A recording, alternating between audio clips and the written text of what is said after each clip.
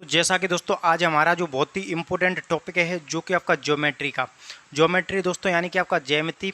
और ज्यामिति में जो सबसे ज़्यादा जो दोस्तों क्वेश्चन आते हैं वो आपका जो टॉपिक होता है सर्कल यानी कि दोस्तों वृत्त, जो कि आज का हमारा टॉपिक ही क्या है आपका सर्कल यानी कि दोस्तों वृत्त, इसी से पूछे जाते हैं। जब इसके जो आपके यहाँ पर जो क्षेत्रफल उसके अलावा जो त्रिज्या और जो आपकी परिधि की बात आती है तो दोस्तों हम यहाँ पर डिस्कस किस में करते हैं आपके मेंसुरेशन में यानी कि आपका क्षेत्रमिति में। लेकिन जब इसके जो एंगल्स होते हैं जिस इसके जो कोण होते हैं उसके अलावा आपका जीवा, स्पर्श रेखा, आपका चाप, त्रिज्यखंड और जो आपका वृत्तखंड, इन सभी की जो है दोस्तों बात आती है तो हम उनका डिस्कस करते हैं आपका ज्यामिति में, जिसका कि आज हम यहाँ पर डिस्कस करने वाले हैं। तो दोस्तों कुछ इस प्रकार के भी जो क्वेश्चन यहाँ पर बहुत ज़्यादा जो है पूछे जाते हैं कि एक ही चाप द्वारा जो है दोस्तों केंद्र पर जो परिधि पर बने कोण सभी बराबर होते हैं और एक जो व्यास द्वारा सभी कोण बने हुए 90 डिग्री के होते हैं दोस्तों यहाँ पर। और यहाँ पर जो आपका ये जो कोण है वो आपका 40 डिग्री का है यानी कि परिधि पर, तो जो केंद्र पर कोण बनता है वो आपका इसका डबल बनता है यानी कि 80 डिग्री का। तो सभी का जो है बिल्कुल बेसिक टू एडवांस लेवल दोस्तों हम डिस्कस करेंगे, तो आपको टेंशन लेने की बिल्कुल ज़रूरत नहीं है। तो हम यहाँ पर शुरुआत करेंगे बिल्कुल जीरो से, यानी कि जो आपका वृत्त होता है, जो आपका सर्कल होता है। जैसा कि दोस्तों एक क्या होता है दोस्तों आपका वृत्त होता है यानी कि सर्कल होता है। इसमें जो बीच में क्या होता है जिसको हम ओ नाम से देते हैं, ये होता है आपका सेंटर। क्या होता है दोस्तों सेंटर यानी कि केंद्र। अब केंद्र से किसी भी परिधि पर किसी भी तरफ आप मिलाओगे तो यह क्या हो जाएगी दोस्तों, ये आपकी त्रिज्या हो जाएगी। क्या हो जाएगी आपकी त्रिज्या, जिसको इंग्लिश में जो आपका रेडियस कहते हैं। क्या कहते हैं आपका रेडियस।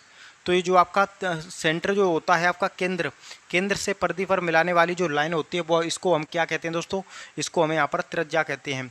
अब बात आती है कि यही त्रिज्या दोस्तों एक ही सीध में हो, यानी कि जो आपका यहाँ पर कोई भी सेंटर हो, सेंटर से कोई लाइन गुजरे, सेंटर है यानी कि केंद्र है और केंद्र से कोई लाइन जब दोस्तों यहाँ पर गुजरती है, थोड़ा अच्छा सा मैं यहाँ पर बना देता हूँ। जैसे कि यहाँ पर क्या है, ये जो वृत्त है, ये जो आपका सेंटर है बीच में और इसी से कोई लाइन गुजरा है तो इसको हम क्या कहते हैं, इसको यहाँ पर दोस्तों व्यास कहते हैं। क्या होता है ये आपका व्यास होता है, जिसको इंग्लिश में आपका डायमीटर कहते हैं। क्या कहते हैं आपका डायमीटर। और व्यास जो होता है वो सबसे बड़ी जीवा भी होती है। अब जीवा क्या होती है वो भी हम समझेंगे, यानी सबसे बड़ी जीवा भी होती है, सबसे बड़ी जीवा। अब हम यहाँ पर समझेंगे कि जो जीवा होती है वो क्या होती है। तो यहाँ पर जो है दोस्तों मैं परिधि पर जो आपका कोई भी वृत्त है, वृत्त की परिधि पर कहीं पर भी हो सकते हैं कोई भी दो बिंदु, लेकिन दो बिंदु होना चाहिए। तो यहाँ पर ए भी क्या है दोस्तों, यह भी एक जीवा है। उसके अलावा यहाँ पर बात करूँ, यहाँ पर ये जो आपका क्या है, ये कोई एक सर्कल है, यहाँ पर एक पॉइंट ये है, एक पॉइंट जो है दोस्तों यहाँ पर यहाँ है। तो परिधि पर स्थित किन्हीं भी दो बिंदुओं को मिलाने वाली जो लाइन होती है, जो रेखा होती है, उसको जीवा कहते हैं। जैसे कि इसकी परिभाषा होती है कि परिधि यानी कि वृत्त की परिधि, वृत्त की परिधि पर स्थित, वृत्त की परिधि पर स्थित किन्हीं भी दो बिंदुओं, वृत्त की परिधि पर स्थित किन्हीं भी दो बिंदुओं को मिलाने वाली रेखाखंड या फिर रेखाखंड जीवा कहलाती है। क्या कहलाती है दोस्तों, यहाँ पर आपका जीवा कहलाती है। अब आता है यहाँ पर कि जो आपका जीवा होती है, आपको ये भी मैंने बता दिया कि जो सबसे बड़ी जीवा होती है जो कि आपकी क्या होती है, व्यास होती है। यानी कि जीवा का मतलब कि वृत्त की परिधि पर स्थित होने चाहिए दोनों बिंदु, जो कि यहाँ पर हैं। दोनों बिंदु आपकी परिधि पर स्थित होने के साथ साथ ये जो सेंटर से गुजर रहे हैं, कहाँ से गुजर रहे हैं, आपके केंद्र से। जब केंद्र से गुजर रहे हैं तो ये आपका व्यास भी हो जाएगा। और आपको पता होगा कि जो व्यास होता है वो त्रिज्या का डबल होता है, यानी कि त्रिज्या का दोगुना होता है। ये बात आपको यहाँ पर पता होगी कि त्रिज्या का डबल होता है व्यास, यहाँ पर हो गई। अब दोस्तों क्या होता है कि कभी कभी ये जो आपका जीवा होंगी बीच में काटेंगी, कभी जो आपके अंदर काटेंगी, बाहर काटेंगी। और एक चीज़ आपको और पता होना चाहिए दोस्तों, जो सेंटर होता है, जो आपका क्या होता है, केंद्र। और जो रेखा केंद्र से गुजरेगी वो सबसे बड़ी जीवा होगी, जो कि मैंने आपको ऊपर में लिख दिया, सबसे बड़ी जीवा। और जो रेखा आपकी यहाँ पर जैसे कि यहाँ से लेकर के यहाँ तक आए तो यह क्या है, यह जीवा है। जो सेंटर से जितने ज़्यादा दूर होगी उतनी ही छोटी होगी। जैसे कोई जीवा आपकी यहाँ से गुजर रही है तो यह जीवा होगी, इस जीवा से आपकी क्या होगी, बड़ी होगी। और लेकिन इस जीवा से तो आपकी छोटी ही होगी, यानी सबसे बड़ी जो जीवा है वह तो आपका व्यास ही होता है। क्या होता है आपका व्यास। तो जो जीवा केंद्र से जितना ज़्यादा दूर होगी वह उतनी ही छोटी होगी, और जो जीवा आपके केंद्र के जितने ज़्यादा आपकी नज़दीक होगी, जैसे कि मैं बात करूं यहाँ पर, ये जो आपका क्या है, सेंटर है, तो ये जीवा ये जो छोटी होगी, इससे बड़ी आपकी यह जीवा होगी, इससे बड़ी दोस्तों आपकी यह जीवा होगी, और ये जीवा होगी जो कि सबसे बड़ी होगी, और इससे थोड़ा छोटी आपकी यह जीवा होगी, इससे थोड़ा छोटी यह जीवा, इससे भी थोड़ा आपकी छोटी यह जीवा। यानी जो जीवा सेंटर से जितने ज़्यादा दूर होगी वह उतनी ही छोटी होगी। ये बात आपको पता होना चाहिए दोस्तों। अब क्या होता है कि जो जीवा होती है यहाँ पर दोस्तों, क्या है आपका ये जो वृत्त है, और यहाँ पर दोस्तों कोई भी एक जीवा है, तो ये जो आपका सेंटर होता है केंद्र, यहाँ से आप कोई भी भारी भरकम चीज़, जैसे कि सपोज कीजिए कोई भी धागे में आप कोई भारी चीज़ यहाँ से आप केंद्र से डालेंगे, तो यह हमेशा कहाँ पर आएगी, ये जो हमेशा आपके बीच पर आएगी और आपका 90 डिग्री पर आएगी। कहाँ पर दोस्तों, लंबवत आएगी, यानी कि 90 डिग्री पे। तो इसकी जो दूरी और इसकी दूरी क्या होगी, आपस में बराबर होगी। तो ये बात आपको बिल्कुल पता चल गया होगा, यानी कि जीवा। अब चलिए हम यहाँ पर डिस्कस करते हैं जो आपका यहाँ पर होती है चाप, उसके अलावा जो वृत्तखंड और जो आपका त्रिज्यखंड। तो यहाँ पर चलिए हम देखते हैं दोस्तों, आपका क्या देखते हैं यहाँ पर, आपका सबसे पहले दोस्तों यहाँ पर देखते हैं हम यहाँ पर, यानी कि आपका आर्क, यानी कि आपका चाप। अब ये जो चाप क्या होता है दोस्तों, कोई भी वृत्त है, वृत्त की परिधि जो होती है दोस्तों चाप, यानी कि वृत्त की परिधि, वृत्त की परिधि के छोटे भाग को, वृत्त की परिधि के छोटे भाग को चाप कहते हैं। क्या कहते हैं दोस्तों, यहाँ पर आपका चाप कहते हैं। अब इसकी भी परिभाषा देखते हैं, यानी कि आपको पता हुआ दोस्तों, एक क्या है, वृत्त है, ये सेंटर है, ये दोस्तों आपकी त्रिज्या हो गई यानी आर, और ये जो पूरी जो आपकी चारों तरफ की क्या हो गई, आपकी परिधि हो गई। जैसे कि हम जब मेंसुरेशन में दोस्तों यहाँ पर पढ़ते हैं, तो ये क्या होती है, आपकी पूरी परिधि होती है, ये त्रिज्या होती है। तो परिधि का जो फॉर्मूला होता है दोस्तों, वो क्या होता है, आपका 2πr होता है। लेकिन जब हम इसका जो एरिया की बात करें, यानी इससे क्या निकलती है आपकी परिधि, जब हम बात करें दोस्तों यहाँ पर क्षेत्रफल की, तो उसका जो फॉर्मूला होता है वो क्या होता है, आपका πr²। तो जब हम आपकी यहाँ पर पढ़ते हैं मेंसुरेशन में, तब आपको पता हुआ कि परिधि क्या होती है। अब चलिए हम इसको हटाते हैं। तो ये जो आपकी वृत्त की जो परिधि होती है, यानी कि ये जो आपके यहाँ से लेकर यहाँ तक का भाग, ये जो आपका वृत्ति का परिधि जो होती है उसका एक छोटा टुकड़ा है, परिधि के छोटे भाग जो, जिसको हम ए और बी से नाम दे देते हैं। अब यही जो चाप होता है यहाँ पर एंगल बनाएगी, आप कभी जो आपका सेंटर पे बनाएगा, कभी जो आपका यहाँ पर परिधि पर बनाएगा। तो ये जो आपका क्या होता है, चाप, क्या होता है दोस्तों, यहाँ पर आपका चाप होता है। अब इसी चाप से सपोज कीजिए यहाँ पर जो आपका क्या है, वृत्त है, ये चाप है जो है दोस्तों ए और बी, यहाँ से लेकर यहाँ तक। अब इसी चाप से जो आपका परिधि पर कोण बनेगा, यानी एक ही बिंदु, इन्हीं दोनों जगह से ये जो सभी कोण क्या होंगे, आपस में बराबर होते हैं। ये कोण यहाँ पर ए थीटा है, तो ये भी थीटा होगा, तो यहाँ पर ए भी थीटा होगा। यानी कि ये जो है दोस्तों 40 डिग्री का है, तो एक कोण भी 40 डिग्री का होगा, एक कोण भी 40 डिग्री का होगा। बिल्कुल क्लियर हो गया आपका यहाँ पर। उसके बाद में यहाँ पर हम देखते हैं, ये जो आपका क्या है, एक आर्क है, यानी कि आपका चाप है ए बी। चाप को दोस्तों यहाँ पर हम इस प्रकार से डिनोट करते हैं, चाप। तो दोस्तों यहाँ से जो आपका सेंटर है, तो जो सेंटर पर कोण बनता है, जिसको कि हम क्या कहते हैं यहाँ पर, परिधि कोण, आपका केंद्रीय कोण कहते हैं। ये जो है दोस्तों यहाँ पर बिंदु है, एक बिंदु यहाँ पर है, और ये जो आपका क्या है, ओ बिंदु से इसको दर्शाते हैं। अब ये जो कोण बनेगा, जो यहाँ पर दोस्तों जो परिधि पर कोण बनते हैं, उसका जस्ट आधा होता है, यानी कि इसका जस्ट आधा। अब जैसे ये कोण आपका 40 डिग्री का, जो कि मैंने आपको यहाँ पर बताया था, तो यह कोण भी आपका 40 डिग्री का हुआ, ये कोण भी 40 डिग्री का। लेकिन जो केंद्र पर कोण बनेगा, बीच में जो सेंटर है यहाँ पर, ये जो इसका डबल होगा, यानी कि आपका 80 डिग्री का होगा। तो यहाँ पर ये पता होना चाहिए आर्क के, आपके आर्क के अकॉर्डिंग, यानी आर्क से जो आपका चाप होता है उससे यहाँ पर के कोण बहुत बनते हैं। अब बात आती है दोस्तों यहाँ पर, और ये जो सभी कोण क्या होते हैं दोस्तों, आपका बराबर भी होते हैं। ये बात मैंने आपको बता दी यहाँ पर। जैसे ये 30 डिग्री है, तो ये भी 30 डिग्री होगा, और यह भी आपका कितने डिग्री होगा, आपका 30 डिग्री होगा। अच्छे से क्लियर हो गया होगा। अब चलिए दोस्तों हम हटाते हैं। चलिए अब एक चीज़ मैं आपको और बता दूं दोस्तों यहाँ पर, कि जो आपका व्यास होता है, क्या होता है दोस्तों, आपका जो व्यास जो आपका परिधि पर हमेशा जो कोण बनाता है, वो समकोण बनाता है।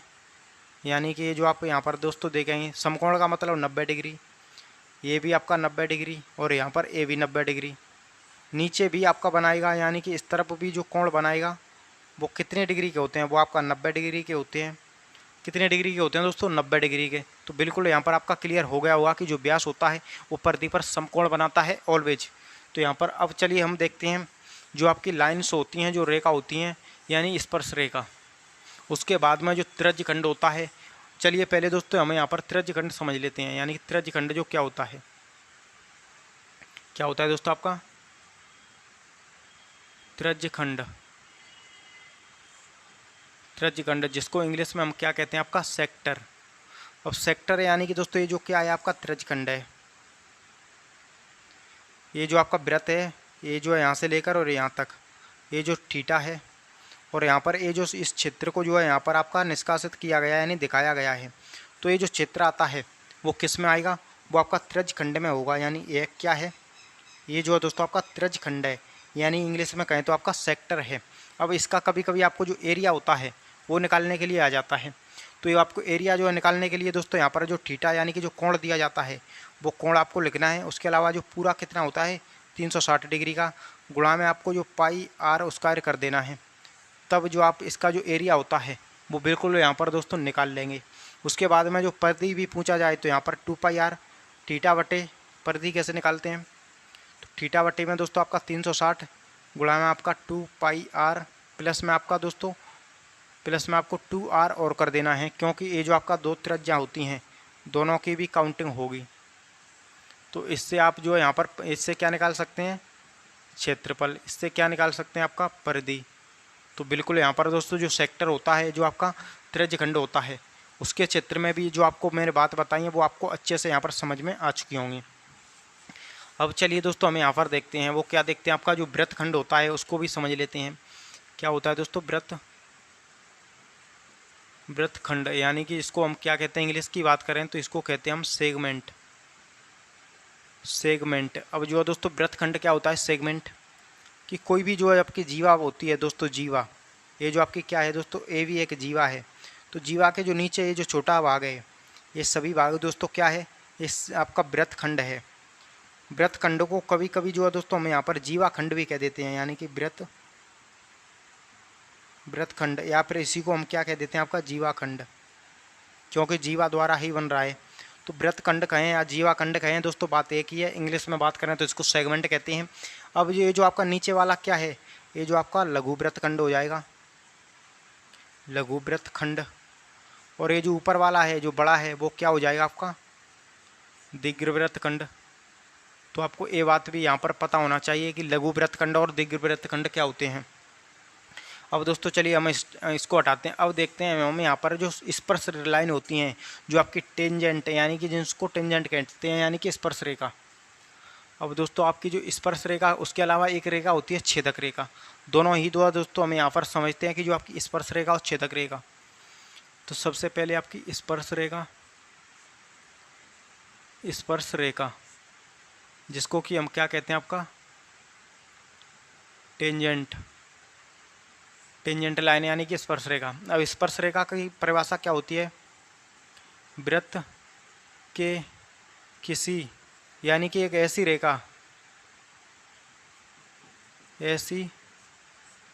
रेखा जो वृत्त की परिधि पर स्थित, वृत्त की परिधि पर स्थित किसी एक बिंदु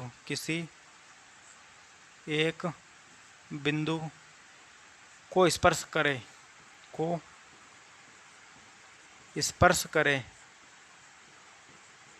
तो वह स्पर्श रेखा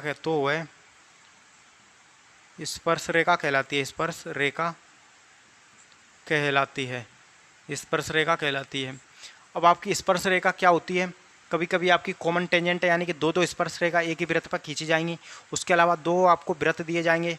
तो इस प्रकार से आपको रेखा पूछेगा कि बताइए इन पर मैक्सिमम कितनी स्पर्श रेखा डाली जा सकती हैं। उसके अलावा आपकी यहाँ पर एक रेखा होती है दोस्तों, उसको हम क्या कहते हैं, यहाँ पर छेदक रेखा, जिसको कि हम क्या कहते हैं, सीकेंट लाइन्स। अब सीकेंट क्या होती है दोस्तों, कि कोई भी आपका वृत्त है वृत्त के अंदर से प्रतिच्छेद करते हुए कोई लाइन यदि गुजर जाए तो वृत्त को छेद कर आपकी यहाँ पर जा रही है तो हम इसको छेदक रेखा कहते हैं। सबसे पहले दोस्तों हम समझते हैं आपकी स्पर्श रेखा।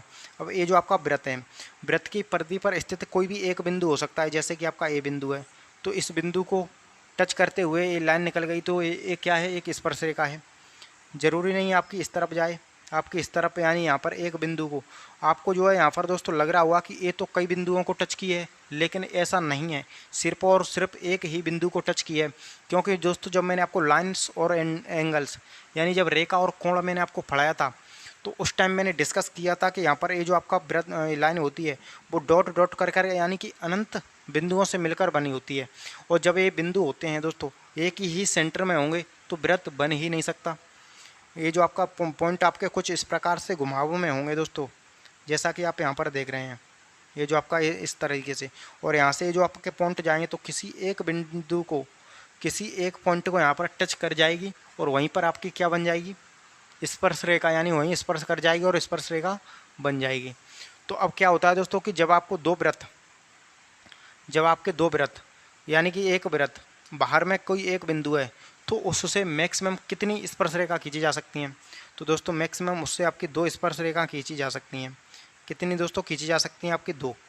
ये जो आपका बिंदु है ए है और ये जो आपका बी है, तो मैक्सिमम यानी अधिकतम आपका 2 स्पर्श रेखा खींच सकते हैं, स्पर्श रेखा खींची जा सकती हैं यदि वृत्त के बाहर में कोई एक बिंदु स्थित है तो।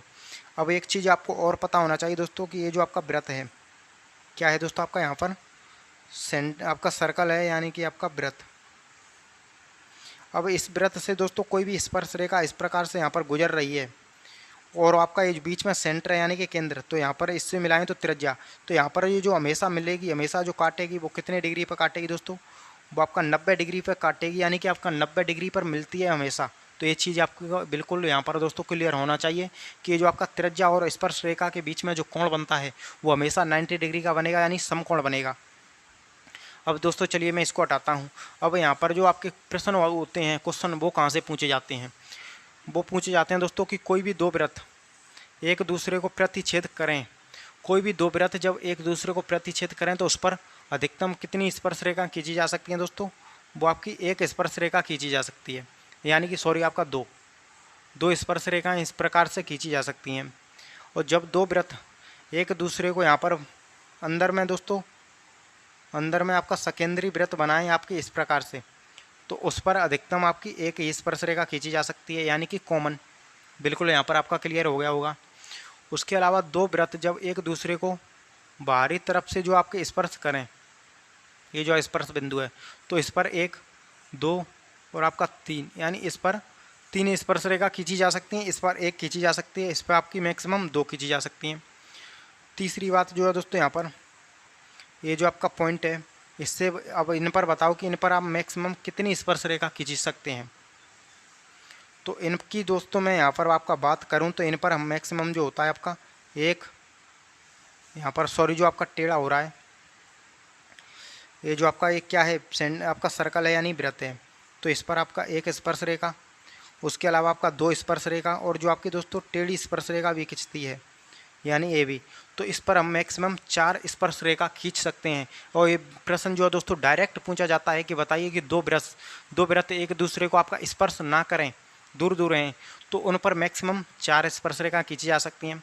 और 2 वृत्त एक दूसरे को यहाँ पर बाहरी रूप से स्पर्श करें तो उस पर मैक्सिमम 3, और जो 2 वृत्त एक दूसरे को यहाँ पर आपका सेकेंडरी वृत्त हो यानी कि परिधि पर स्थित, ये जो आपका यहाँ पर टच करे तो आपकी 1 स्पर्श रेखा खींची जा सकती है।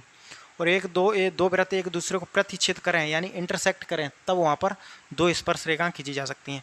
अब जो दोस्तों यहाँ पर एक क्वेश्चन है, चलिए मैं आपको बताता हूँ कि दोस्तों आपकी जब भी इस प्रकार की स्थिति बने, यानी कि यहाँ पर दोस्तों थोड़ा आपको क्लियर से यहाँ पर नहीं दिख रहा होगा, चलिए इस तरफ मैं बना देता हूँ।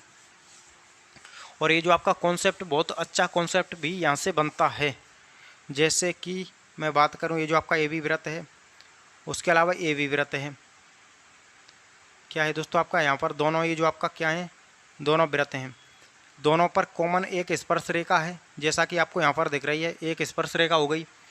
अब यहाँ से जो है दोस्तों इस लाइन को इस पर मिलाते हैं और इस लाइन को यहाँ पर इस पर मिलाते हैं, तो बीच में जो एंगल बनता है वो आपको पता होना चाहिए दोस्तों। हमेशा 90 डिग्री पर बनता है और काफ़ी ज़्यादा इंपॉर्टेंट कॉन्सेप्ट है। यहाँ से क्वेश्चन जो है दोस्तों प्रश्न कई बार पूछा गया है, बार बार जो है दोस्तों यहाँ से प्रश्न आता है, क्योंकि ये कोण दिया जाएगा आपको 30 डिग्री सपोज कीजिए। तो ये 30 है, तो ये कितना है 90, तो 120 हो गया। और आपको पता है कि त्रिभुज जो है यहाँ पर बन रहा है, तो त्रिभुज के तीनों जो कोण होते हैं उनका योग 180 डिग्री होता है। तो 120 यहाँ पर बन चुका है, तो ये 60 डिग्री होगा। तो डायरेक्ट यहाँ से प्रश्न पूछे जाते हैं, आपको ये कॉन्सेप्ट बिल्कुल अच्छे तरीके से याद रखना है। अब जो है दोस्तों हम यहाँ पर देखते हैं छेदक रेखा, जो कि मैं यहाँ पर आपको बता रहा था छेदक रेखा। तो छेदक रेखा कुछ इस प्रकार से यहाँ पर निकल जाए, जैसे कि आपकी ये हो गई, ये हो गई, ये सभी क्या होंगे दोस्तों आपस में छेदक रेखा होंगी। तो अब हमें यहाँ पर दोस्तों देखते हैं कि जो मैंने आपको पहले जीवा पढ़ाया था, क्या पढ़ाया था दोस्तों, जीवा, जिसको कि हम क्या कहते हैं आपके कॉर्ड। तो ये जो जीवा होती है, कभी तो दोस्तों वृत्त के अंदर में एक दूसरे को काटेंगी, कभी वृत्त के बाहर में एक दूसरे को काटेंगी, कभी जो है दोस्तों और कई प्रकार के संबंध बनाएंगी। तो यहाँ पर क्या देखते हैं हम, जीवा। तो जब दोस्तों यहाँ पर ये जो वृत्त है और ए भी एक जीवा है और यहाँ पर ए भी एक जीवा है, दोनों ही जीवा है। इसका नाम ए दे देते हैं, इसका नाम बी दे देते हैं, इसका नाम सी दे देते हैं, इसका नाम डी, यहाँ पर इसका नाम ये जो बिंदु को पी दे देते हैं। तो यहाँ पर जो फॉर्मूला बनता है दोस्तों, ए गुणा पी बराबर में दोस्तों, यानी कि ए गुणा में आपका, यानी कि दोस्तों ए पी गुणा में आपका पी बी, ए गुणा में ए पी गुणा में पी बी, उसके अलावा आपका पी सी गुणा में आपका दोस्तों पी डी। तो एक कॉन्सेप्ट बनता है जो कि आपको यहाँ पर दोस्तों याद रखना है। डायरेक्ट प्रश्न पूछे जाते हैं, आपको ये जो फॉर्मूला दोस्तों होता है वो याद है तो आप क्वेश्चन का आंसर बता सकते हैं, अदरवाइज जो है दोस्तों गलत हो जाएगा। अब बात आती है दोस्तों यहाँ पर, ये जो क्या है, वृत्त है, यानी कि दोस्तों आपका यहाँ पर सर्कल है।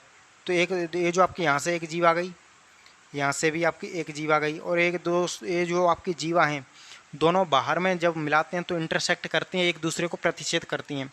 तो इसको नाम ए दे देते हैं, इसको नाम बी दे देते हैं, इसको सी, इसको डी, पी बिंदु पर प्रतिच्छेद कर रही हैं।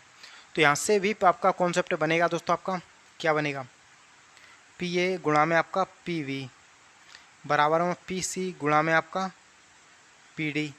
ये भी आपको यहाँ पर लाइन ध्यान रखनी है बिल्कुल अच्छे तरीके से दोस्तों, यहाँ पर यानी कि पी ए गुणा में पी बी, पी सी गुणा में आपका पी डी। अब चलिए दोस्तों हम यहाँ पर देखते हैं, कोई भी आपका क्या है, एक वृत्त है, वृत्त के बाहर से एक स्पर्श रेखा खींची जाए और एक जो आपकी छेदक रेखा खींची जाए। तो यहाँ पर जो मिलेंगी, तो अब बताइए कि यहाँ पर जो क्या कॉन्सेप्ट बनेगा, क्योंकि ये तो आपका यहाँ पर दोस्तों अच्छे से नहीं दिख रहा है, ये जो एक दूसरे को इंटरसेक्ट कर रही हैं यानी कि आपकी काट रही हैं। तो यहाँ पर दोस्तों नाम दे देते हैं टी, यहाँ पर ए, यहाँ पर बी, यहाँ पर पी। तो ए जो होता है दोस्तों आपका पी टी का स्क्वायर बराबर होता है पी ए गुणा में आपका पी बी। बिल्कुल यहाँ पर ए वी कॉन्सेप्ट आपको क्लियर हो गया होगा, यानी पी ए गुणा में पी बी और आपका पी टी स्क्वायर अच्छे से दोस्तों यहाँ पर आपका क्लियर हो गया होगा। तो ये जो होते हैं हमारे सर्कल यानी कि वृत्त, इसके कुछ इंपॉर्टेंट होते हैं, इंपॉर्टेंट फैक्ट होते हैं। अब दोस्तों यहाँ पर क्या होता है, कोई भी जीवा होती है और जीवा से जब यहाँ पर कोण बनता है उसको हम क्या कहते हैं दोस्तों, आपका एकांतर खंड प्रमेय कहते हैं। जैसे कि ये जो आपका क्या है, यहाँ पर ये जो आपकी कोई भी स्पर्श रेखा है और स्पर्श रेखा से कोई भी आपकी एक जीवा डली हुई है, तो ये जो जीवा क्या होगी, कोण बनाएगी, इस तरफ बनाएगी ये जो कोण, यहाँ पर बनाएगी ये जो कोण, यहाँ पर बनाएगी ये जो कोण।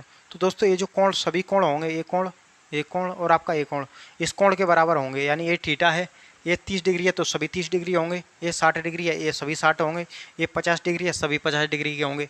अब जो है दोस्तों इसके इस साइड में भी बनते हैं, जैसे कि आपकी ये जीवा है यहाँ पर, तो यहाँ पर जो है दोस्तों जो कोण बनेगा इस साइड में, इस कोण के बराबर होगा, किस कोण के, इसके ये थीटा है तो ये भी थीटा होगा, यह भी थीटा होगा। तो बिल्कुल दोस्तों आपको क्लियर हो गया होगा यहाँ पर कि जो एकांतर खंड प्रमेय में जो आपका सर्कल में जो वृत्त में जो कोण बनते हैं वो आपके किस प्रकार से बनते हैं। चलिए एक दो क्वेश्चन जो है दोस्तों मैं यहाँ पर आपको दे करके बता देता हूँ। जैसे सपोज कीजिए दोस्तों आपका, मैं आपका यहाँ पर क्वेश्चन दूँ आपको, ये जो क्या है दोस्तों आपका आर्क है यानी कि चाप, और ये जो परिधि पर जो कोण बन रहे हैं वो कोण बन रहे हैं जैसा कि आप ये देख सकते हैं। तो बताइए दोस्तों एक कोण आपका 28 डिग्री है, तो इस कोण को बताइए आपका इस एक कोण कितना होगा और आपका यह कोण कितना होगा, फर्स्ट क्वेश्चन। और हमारा दोस्तों सेकंड क्वेश्चन है दोस्तों, यहाँ से आपका एक कोण एक कोण, और दोस्तों आपका एक कोण, और जो बीच में जो आपका सेंटर है यानी कि केंद्र, यहाँ से एक कोण। सपोज कीजिए दोस्तों एक कोण आपका 40 डिग्री है, तो मेरे को एक कोण बताइए, और जो यहाँ पर कोण बनेगा वह कोण बनाइए, बताइए। तीसरा जो है दोस्तों यहाँ पर मैं क्वेश्चन और दे देता हूँ यहाँ पर, और वो क्वेश्चन क्या है दोस्तों हमारा, ये जो क्या है डायमीटर यानी कि व्यास है, यहाँ पर ये जो कोण बन रहे हैं, तो यह कोण दोस्तों हमारा कितने डिग्री का है, 90 डिग्री का है, 90 डिग्री का है। तो मेरे को ये दोनों कोण बताइए कि ये दोनों कोण जो होंगे दोस्तों वो कितने कितने डिग्री के होंगे। तो ये जो आपका क्वेश्चन है आप बिल्कुल कमेंट में ज़रूर बताएं। अब दोस्तों मैं चाहूँगा कि बिल्कुल आपको ये जो मैंने पढ़ाया है अच्छे से आपको समझ में आ गया होगा। अगर क्लास अच्छी लगी हो तो इसको लाइक ज़रूर करें। मिलते हैं किसी नेक्स्ट क्लास में, तब तक के लिए जय हिंद, वंदे मातरम।